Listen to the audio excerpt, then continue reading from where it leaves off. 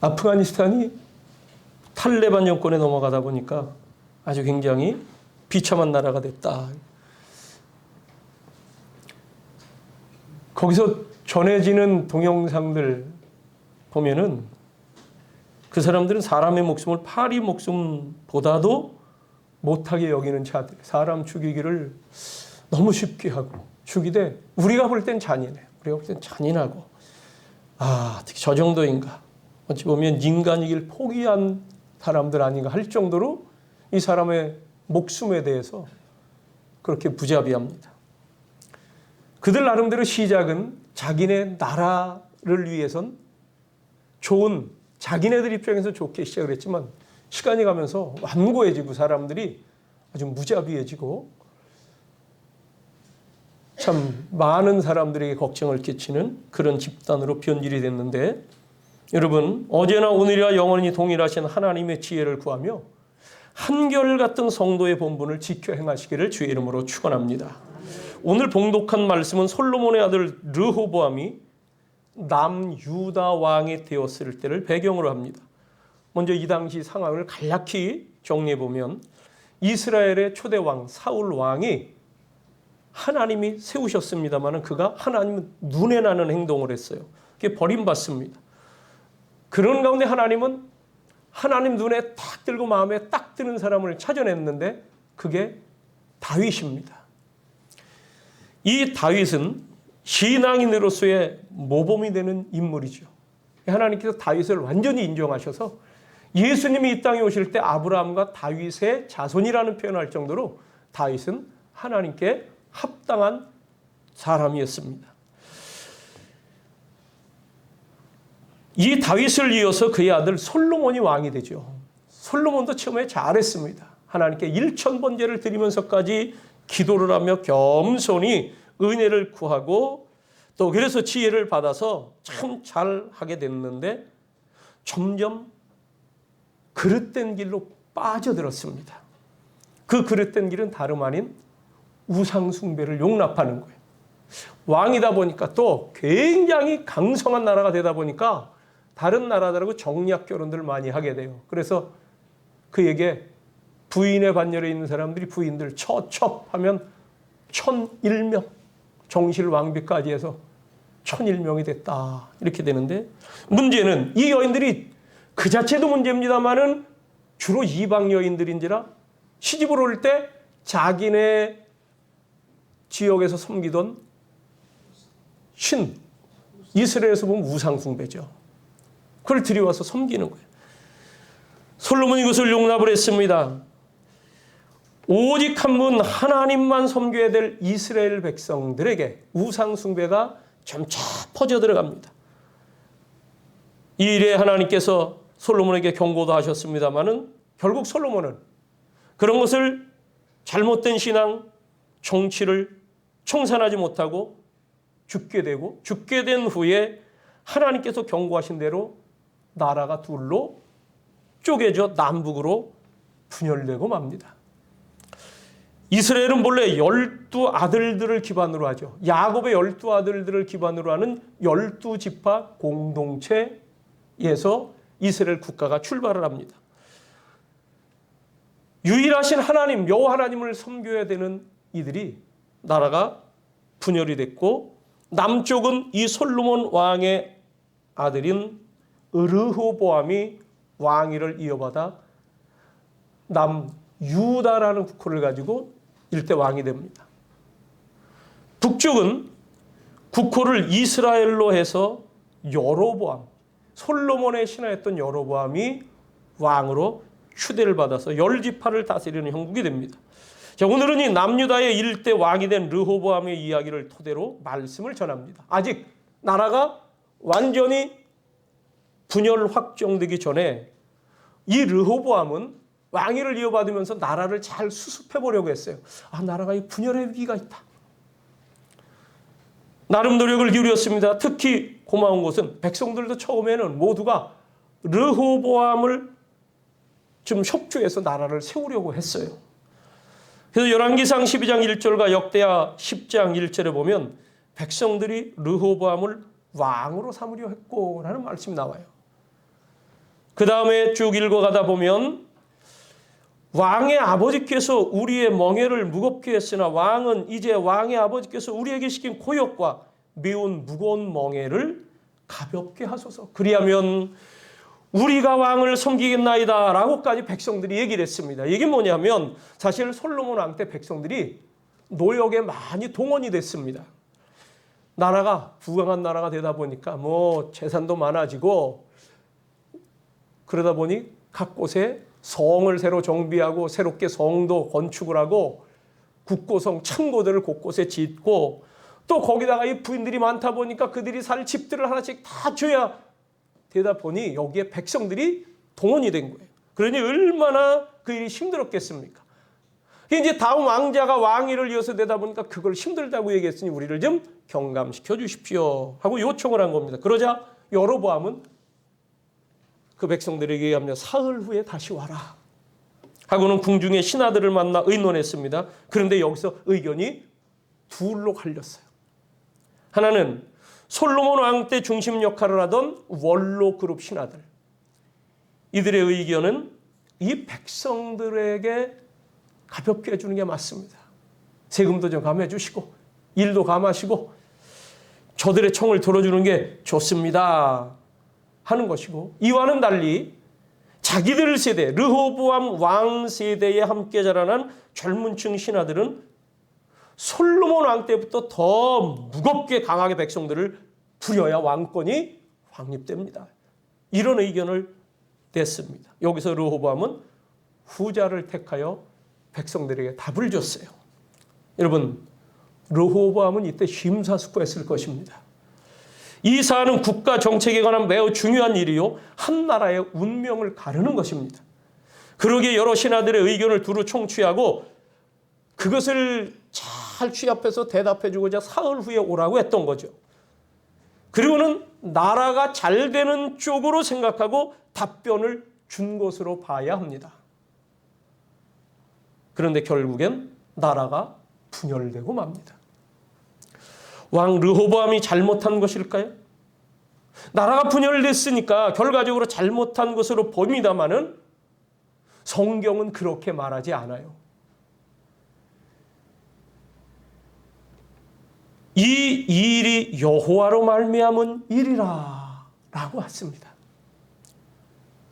열왕기상 12장 15절에 보면 왕이 이같이 백성의 말을 듣지 아니하였으니 이 일은 여호와께로 말미암아 난 것이라. 여호와께서 전에 실로 사람 아히야로 느바스의 아들 여로보암에게 하신 말씀을 이루게 하심이더라.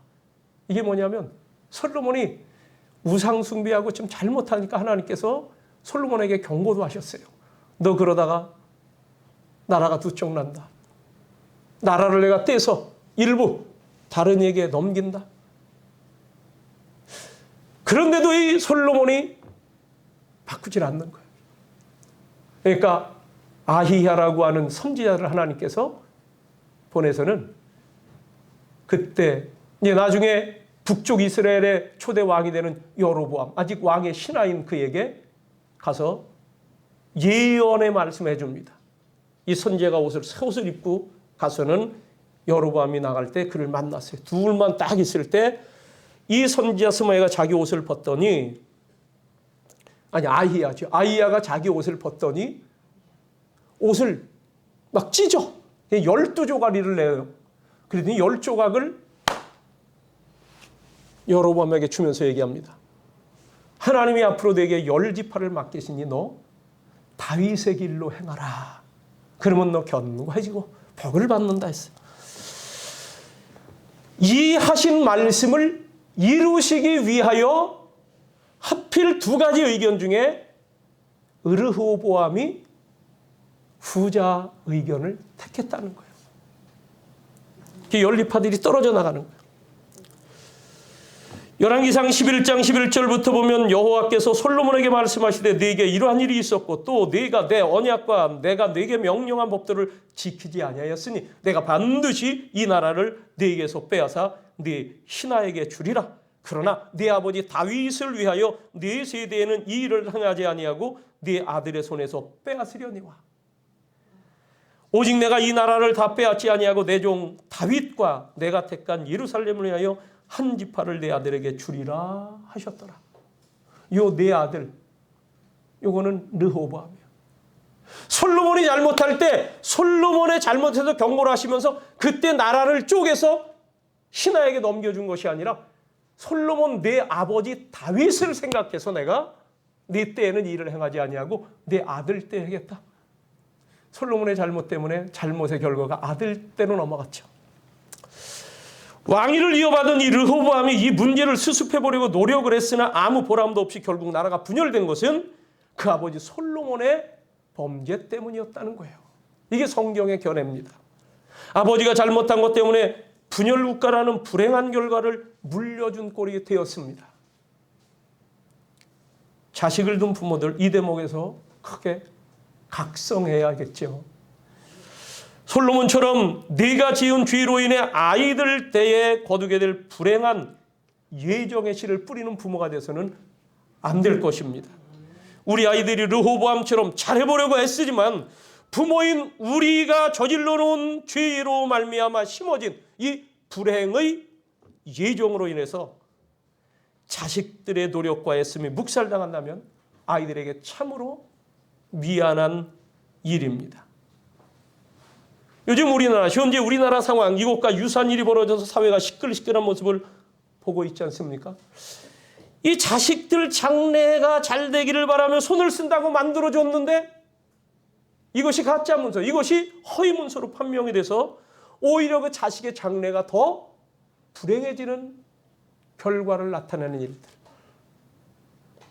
아버지의 한 일 때문에 참 대단하게 나라를 위해서 일할 뿐인데 어떤 구설수에 휘말려 있는 요즘 이런 모습 우리가 보게 됩니다. 여러분 오늘 말씀 제목을 르호보암 행적의 교훈이라고 했습니다. 르호보암 행적의 교훈. 그 교훈 첫째는 죄 짓지 말고 하나님 앞에서 잘하자는 거예요. 특별히 부모님이 잘하자. 부모가 죄를 지으면 자식이 불행해집니다. 앞서 드린 말씀에서 아버지인 솔로몬이 하나님께 죄를 지은 거로 자식의 유업이 반쪽으로, 아니 12지파 중에서 10쪽이 떨어져 나갔으니 6분의 5가 없어진 거예요. 아버지가 잘해서 축복받은 이야기도 성경에 나옵니다. 모세와 함께 출애굽했던 인물 가운데 그 유명한 갈렙의 이야기에 그게 있죠. 신명기서 1장 36절 오직 여분네의 아들 갈렙은 온전히 여호와께 순종하였은즉 그는 그것을 볼 것이요 그가 밟은 땅을 내가 그와 그의 자손에게 주리라 하시고, 이 갈렙의 자손들이 가나안 땅의 유업을 받게 된 것은 아버지 갈렙 때문이었다는 거예요. 우리는 갈렙처럼 우리의 순종 때문에 우리의 아이들이 복을 받게 하는 아버지가 될지언정 어머니가 될지언정 솔로몬처럼 범죄로 말미암아 아이들에게 불행의 예정을 물려주는 부모가 되어서는 안 될 것입니다. 잘하려고 했으나 이번엔 자식이 자기의 죄 때문에 무산된 일이 또 하나 있습니다. 아버지가 왕, 그 아버지가 바로 다윗인데요. 이 다윗 왕을 반역한 아들이 하나 있어요. 그게 압살롬입니다. 이름도 참 썩 좋지 않아. 압살롬. 우리나라 발음상. 이 압살롬이 다윗과 싸울 때 자기의 모사인 참모장 두 사람이 있었습니다. 하나는 아히도벨, 또 한 사람은 후세. 이 사람들의 계략이 대단했는데 그중에 특별히 이 아히도벨은 그 계략이 마치 하나님께 물어서 답을 받은 말씀과 똑같을 정도로 정확하고 탁월했었어요. 이제 지금 다윗을 치는 일에 있어서 이 압살롬이 물어봤습니다. 그랬더니 아히도벨은 지금 당장 가서 다윗을 뒤쫓아가서 치면 됩니다. 그럼 잡을 수 있으면 되는데 거기에 대해서 후세는 안 합니다. 지금 가면 다윗은 독이 잔뜩 오르고 그의 이 장수들은 아주 뛰어난 장수들이고 역전의 용사들 때문에 괜히 직근 갔다가 우리가 물릴 수가 있으니 나중에 시간을 두고 더 우리가 세력을 강하게 하여 계획을 세워서 치면 그게 더 좋으면 됐는데, 요건 후세의 의견이고요.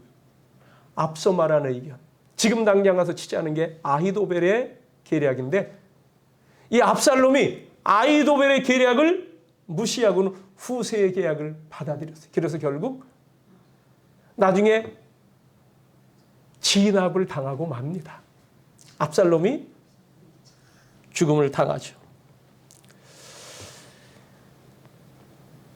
이렇게 된 까닭에 대해서 성경은 여호와께서 압살롬에게 화를 내리려 하사 아히도벨의 좋은 계략을 물리치라고 명령하셨음이더라. 압살롬은 지금 전쟁을 하고 있습니다. 전쟁은 목숨이 걸린 사안입니다. 전쟁에서 지면 내가 죽고 이기면 내가 삽니다. 압살롬은 후세의 계략대로라면 전쟁에서 이기는 줄로 생각하고 사실 그 계획을 취한 거예요. 그래서 결국은 반란이 실패로 돌아갔죠. 그런데 알고 보니 그렇게 한 것이 하나님의 작정 속에 있었다는 것입니다. 왜 하나님이 이렇게 작정을 하셨을까? 이번 사안은, 압살롬의 반역 사건은 아들로서 아버지에 대해 전쟁을 일으킨 죄를 진 거기 때문에 그건 압살롬의 죄에 있다고 하나님이 보신 거예요. 우리가 죄를 짓는다면 내가 가장 잘 되려고 취한 지혜로운 방법일지라도 이는 하나님께서 내게 화를 내리게 하시는 예정을 이루게 되는 길이 됩니다. 한마디로 얘기하면 죄 짓지 말자는 거예요. 다시 오늘 본문 말씀으로 돌아와서 르호보암은 잘 되려고 한 것입니다. 그런데 아버지의 죄 때문에 불행하게 되었고, 압살롬은 역시 잘 되려고 했지만 자기 죄 때문에 불행하게 되었습니다. 그러니 죄를 지어서는 안 됩니다. 여러분, 그리스도인으로서 해야 할 일은 해야 하지만 해서 안 될 일은 하지 말아야 합니다. 부모 자식할 것 없이 하나님 앞에서 잘해야 합니다. 어떻게 하는 것이 하나님께 잘하는 것일까요? 죄 짓지 않고 순종하는 거예요. 말씀에 따르는 거예요. 예배하며 말씀을 듣다 보면 분간이 됩니다. 매사에 기도하여 성령의 인도하심을 받아 하나님 앞에서 잘 하시기를 주의 이름으로 축원합니다. 두 번째 교훈은 하나님의 말씀을 행동 지침으로, 행동 기준으로 삼지 않은 거예요. 감리신앙고백문 제4번, 우리는 성령의 감동으로 기록된 하나님의 말씀인 성경이 구원에 이르는 도리와 신앙생활에 충분한 표준이 됨을 믿습니다. 하나님의 감동으로 기록된 이 성경 말씀이 우리 삶에 마땅한 도리가 되고 충분한 표준이 된다. 그러니 이걸 기준 삼고 지침으로 삼으면 된다는 말씀입니다. 여기 이제 여로보암에게 나라 10조각을 뺏기잖아요. 르호보암은 너무 분해서 이들이 이제 안 따르고 우리 당신 안 섬기겠습니다 하고 자기네 갈 길로 갔어요. 예루살렘으로 돌아오자 르호보암이 군사를 모집했습니다. 유다 지파, 베냐민 지파, 이제 두 지파 남았는데 군사를 모집했더니 그래도 18만 명이 모여들었어요. 이들을 데리고 가서 이제 북쪽저 이스라엘과 싸워서 나라를 회복하려고 했습니다. 있을 법한 일이죠. 한 나라의 왕으로 신하에게 자기에게 주어졌던 나라를 뺏기고 가만히 있을 왕이 어디 있겠습니까? 어떤 수단과 방법을 써서라도 귀엽고 이런 것을 되찾으려고 할 것입니다. 작은 섬 무인도 하나라도 내어주서는 안 될 거죠. 이게 왕이 해야 될 일이에요. 대통령이 해야 될 일이고. 이게 독도 지켜야 되는 겁니다. 얼마 전에 강화도 무인도 하나가 북한군이 와서 거기 진지를 구축했다. 초소를 줬다. 거기 저 강화도에서 저 처음에 목회 시작했을 때 거기 아차도라는 곳이 있어요. 아차도. 아차도에서 배 타고 조금 가면 그 옆에 있는 게 그 섬이에요. 거기 가서 굴도 따고 고기도 잡고 하던 곳이라는데 나중에 그것이 넘어갔다고 이렇게 방송이 됐는데, 하여튼 이 르호보암, 그래서 18만 명을 거느리고 북이스라엘 여로보암을 치러 가고자 한 겁니다. 그런데 하나님의 사람 스마야가 왔어요. 그러더니 만류를 합니다. 왕이시여, 하나님이 제게 말씀을 주시는데, 열왕기상 12장 24절 다 같이 읽어봅니다. 시작. 여호와의 말씀이 너희는 올라가지 말라. 너희 형제 이스라엘 자손과 싸우지 말고 각기 집으로 돌아가라. 이 일이 나로 말미암아 난 것이라 하셨다 하라 하신지라. 그들이 여호와의 말씀을 듣고 그 말씀을 따라 돌아갔더라. 아멘. 기어코 여로보암을 꺾고 나라를 회복하려고 했으나 아서라 하시는 하나님의 말씀을 듣고는 자기의 고집을 꺾고 자기의 뜻을 접었습니다. 참 잘한 일입니다. 여호와의 말씀을 행동의 기준으로 삼은 거예요. 여러분, 우리도 이러해야 합니다. 하나님의 말씀이 우리의 행동 지침이 되어야 되고 행동 기준이어야 합니다.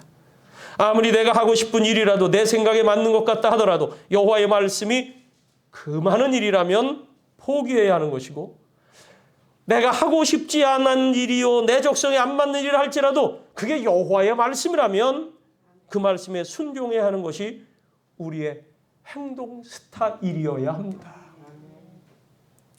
기준을 무시한다면 성공에도 실패한 것입니다. 그러나 기준을 지켜 행한다면 실패도 성공이 된다는 사실을 명심하십시다. 민수기 14장 39절부터 보면 이스라엘 백성들이 자기 식대로 자기 스타일로 행동하다가 크게 실패한 내용이 나옵니다. 모세가 이르되 너희가 어찌하여 이제 여호와의 명령을 범하느냐, 이 일이 형통하지 못하리라 했는데 이들이 이 말씀을 무시하고 쳐들어갔다가는 패하고 도망왔습니다. 언제적 일이냐면 이스라엘 백성들이 모세 인도하에 광야 생활할 때 12명 정탐꾼을 보내잖아요. 그런데 정탐하고 온 뒤에 12명 중에 10명이 부정적인 보고를 했죠. 아, 저기는 큰 사람들이 살고 마치 우리를 삼킬 듯한 땅 같다. 그러니 우리가 가면 메뚜기처럼 밟혀 죽을 것이다. 그러니 우리 애굽으로 다시 돌아가자. 이런데 하나님께서 말씀하시잖아요. 내가 준 땅인데, 내가 가라고 한 땅인데, 언약의 땅인데, 너희가 이제 네 약속을, 네 말씀을 받지 않고 듣지 않았으니 너희 말한 대로 너희가 저 땅에 못 들어갈 것이다. 그래서 크게 하나님께 책망을 엄청 강하게 받죠. 갔다 보니까, 책망을 받다 보니까 그럼 지금이라도 우리가 쳐들어가자 해가지고 쳐들어가겠다는 거예요. 그때 모세가 그랬어요. 이미 결정난 일이니 올라가지 말라. 그랬는데도 그걸 무시하고 간 거예요. 너희가 가는 길은 여호와의 명령을 범하는 길인 거로 형통치 못하리라고 모세가 분명히 말하지 아니하였느냐. 이게 민수기서 14장 41절에 나오는 거예요. 여호와의 명령을 범하는 길인 줄 뻔히 알면서도 내가 가고 싶다고 가서는 안 된다는 거예요. 이들의 행동 기준을 하나님께 맞추지 아니하고 자기들의 고집을 따라 한 결과 실패한 겁니다. 예레미야 38장에도 이와 같은 맥락의 말씀이 나와요. 남궁 유다의 20대 왕, 마지막 왕인 시드기야 왕. 지금 르호보암은 남쪽 유다의 1대 왕이고, 이 남쪽이 이제 결국 나중에 패망을 합니다. 왜? 그 우상 숭배하던 것들이 사라지지 않냐고 점점 만연해져서 하나님이 이건 그냥 두었다가는 뿌리채 망하겠다 해서 70년 동안 바벨론에 패하여 포로 생활을 하도록 작정하신 게 있어요. 그래서 그 마지막 왕, 그때가 시드기야라는 왕인데, 그때의 선지자는 누구냐? 예레미야 선지자입니다. 그가 그런 얘기를 하는 거예요. 다른 선지자들은 다 이게 왕 듣기 좋은 얘기, 그걸 해주는 거예요. 왕의 생각이 맞습니다. 이 왕의 정책이 맞습니다. 그런데 예레미야만큼은 그 중에 유일하게 아닙니다. 지금은 바벨론에게 항복을 해야 될 때입니다. 그런데 나머지 사람들은 애굽하고 결탁하면 바벨론을 대항할 수 있다고, 우리가 어떻게 저 하나님도 모르는 갈대아 사람들한테 항복을 할 수 있습니까? 안 됩니다. 자존심 때문에도 안 됩니다. 얘기를 하는데 하나님의 사람 예레미야는 자존심 상해더라도 지금 하나님께서 이렇게 작정을 하셨으니 바벨론에게 대항하지 말고 그냥 항복하면 왕이 생명이 살겠고 예루살렘 성이 불사름당하지 아니하겠고 왕의 가족이 살게 됩니다. 반대로 여호와의 말씀을 듣지 않고 버틴다고 하면 왕이 바벨론 왕의 손에서 벗어나지 못하고 예루살렘이 불사름을 입고 왕의 가족이 바벨론 사람에게 끌려가겠고 유다 왕궁에 남아있던 모든 여자는 바벨론 왕의 고관들에게 끌려갈 것입니다. 그런 거로 여호와의 목소리에 순종하소서. 그리하면 왕이 그래도 복을 받아 생명을 보존하시고 이 예루살렘도 보존이 됩니다. 하며 왕의 행동 기준을 하나님의 말씀에 두어서 바벨론 왕에게 항복하라는 얘기를 해줬어요. 시드기야가 이 예레미야를 몰래 부른 거예요. 가만히 자기가 봐도 예레미야가 참 선지자가 맞는데 예레미야는 다른 사람들하고 반대 의견을 내고 항복하라는 거. 기도 몰래 불렀어요. 야, 솔직히 좀 얘기해줘라. 내가 너 만난 거 아무도 모르는데 내가 아무 말 안 할 테니 진짜 하나님의 뜻이 뭐고 진짜 어떻게 되는지 지금 길을 알려다오. 그랬을 때 이 말을 해준 거예요. 하나님의 작정은 지금은 바벨론을 통하여 70년을 이끌어 가신다는 거예요. 그러나 시드기야 왕은 이 선지자 예레미야를 통해 주신 하나님의 말씀에 따르지 않고 고집을 부리며 항복하지 않았습니다. 결국 예레미야의 예언대로 자기는 바벨론 왕에게 붙들려 두 눈이 뽑히고 사슬에 결박되어 바벨론에 끌려가 거기서 생을 마감합니다. 예루살렘 성과 백성들이 입은 불사름을 당합니다. 가족들은 시드기야가 보는 앞에서 바벨론 왕에게 죽임을 당했습니다. 백성들은 바벨론에게 포로로 끌려갔습니다.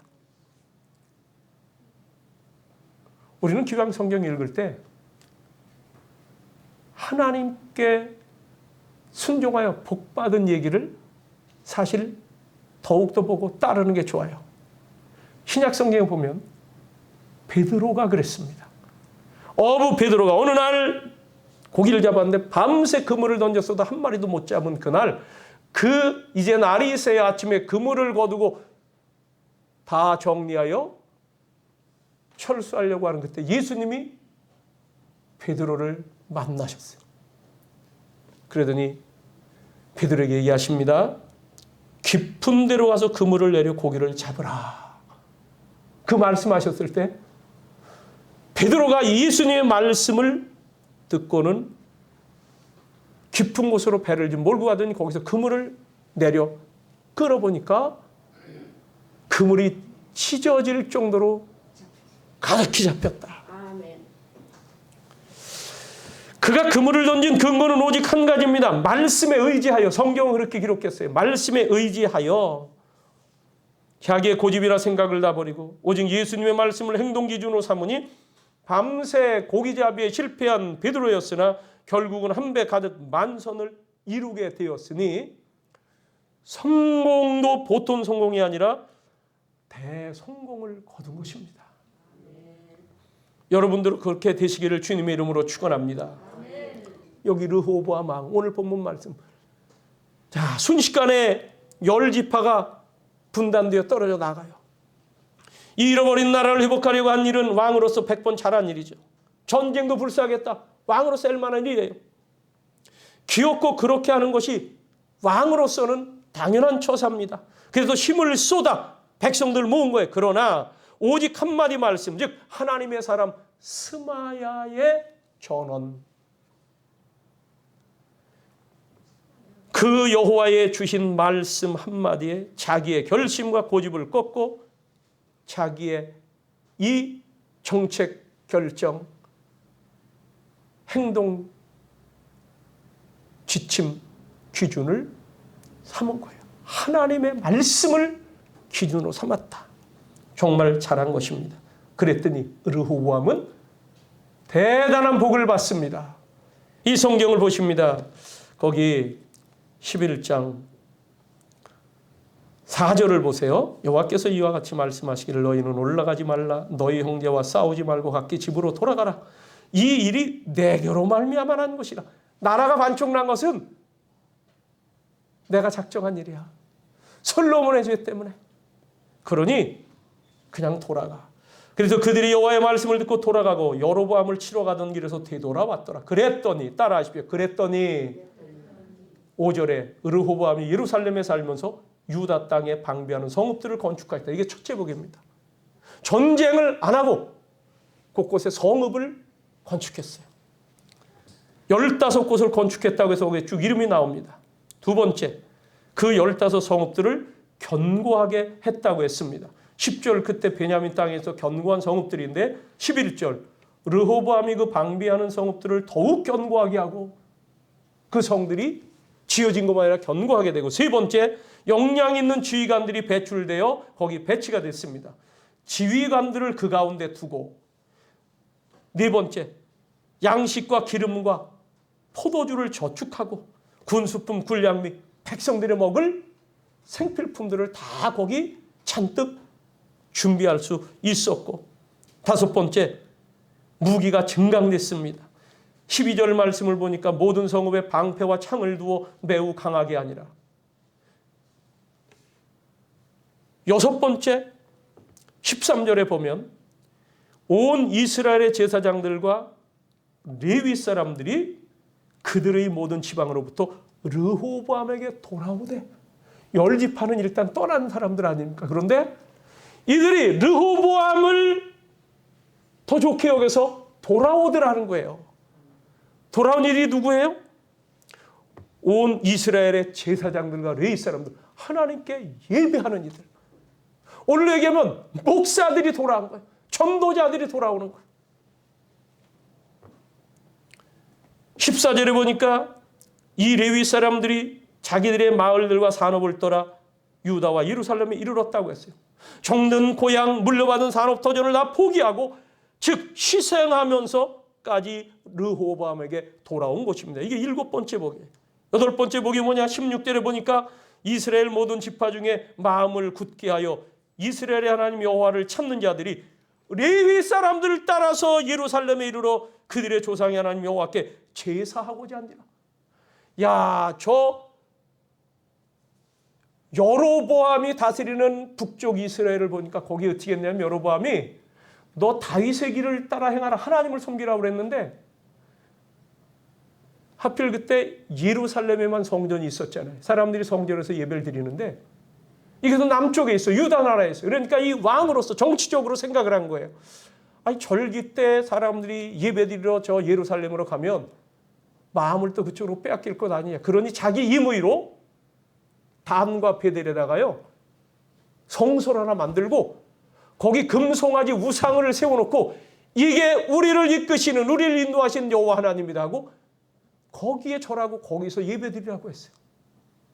그리고는 제사장도 아무나 그냥 세우는 거야. 자기 측근 사람들을 세우는 거야. 그러니까 거기 진짜 총통 제사장들, 레위인들이 할 일을 뺏기고,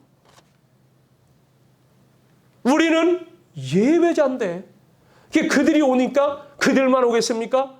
거기 하나님을 신실히 따르고자 했던 갈급한 영의 은혜를 구하던 백성들이, 신실한 신앙인들이 제사장들, 레위 사람들을 따라서 같이 예루살렘으로 왔다. 여러분, 여기서 이 9번째 복이 뭐냐? 잠언서 14장 28절에 보면 백성이 많은 것은 왕의 영광이요 백성이 적은 것은 주권자의 패망이니라 했으니, 백성들이 자기를 향해 많이 와주니까 어쨌든 예배를 드리겠다고 하고 자기가 치리하고 있는 이 땅 예루살렘 들어오니 왕으로서 영예를 얻은 거예요. 마지막 10번째 복이 뭐냐? 이들이 와서 한 일이 있습니다. 이 백성들이 오더니, 예루살렘으로 모이더니 한 일이 있는데, 그것이 11장 17절에 그러므로 3년 동안 자, 제사하고자 모였는데 그러므로 3년 동안 유다 나라를 도와 솔로몬의 아들 르호보암을 강성하게 하였으니 이는 무리가 3년 동안을 다윗과 솔로몬의 길로 행하였습니다. 이게 뭐냐면 성전을 중심으로 예배를 했다. 와서 기도를 했다. 하나님께 예배하는 그 자리를 찾던 이들이 모여서 3년 동안 하나님께 부르짖은 거예요. 그랬더니 르호보암 다스리는 이 유다가 강성해졌더라. 여러분, 말씀을 따랐더니, 전쟁을 안 하고 말씀을 따랐더니, 여러분 이 말씀을 읽고 듣다 보면요, 북한 땅도요, 핵무기 만들지 말고 전쟁 안 하고 하다 보면 저기 또한 하나님의 백성들이 모여서 기도하게 하면 강성하게 변할 줄로 믿습니다. 사실 그런 거예요.